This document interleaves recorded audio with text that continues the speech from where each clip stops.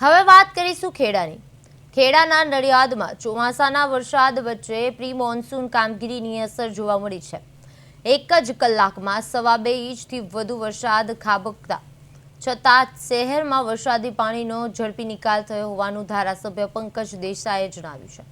મુખ્ય કમરાકાસની સફાઈ માટે 300થી વધુ ટ્રક અને ટ્રેક્ટર દ્વારા કચરો અને માટી દૂર કરાતા પાણીનો પ્રવાહ વેગવતો બન્યો। ટેકનિકલ સ્કૂલ, મહિલા આર્ટ્સ કોલેજ અને રેલવે અંડરપાસ નજીકના દબાણો દૂર કર્યા હોવાનું પણ જણાવાયું છે।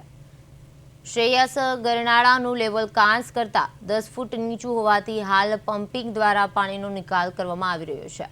હવે ત્રીજા તબક્કાની કાંસ ફસાઈ પૂર્ણ થયા અને બાદ નડિયાદને પાણી ભરાવાની સમસ્યામાંથી કાયમી રાહત મળશે અને તેવી આશા વ્યક્ત કરવામાં આવી છે।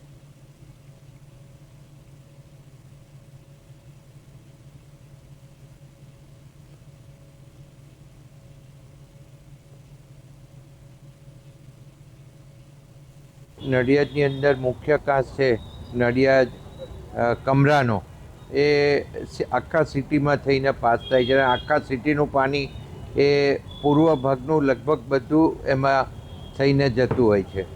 તો એ કાંસને સાફ કરી અને નવો બનાવવા જે પૈસાની ફાળવણી કરી એ બદલ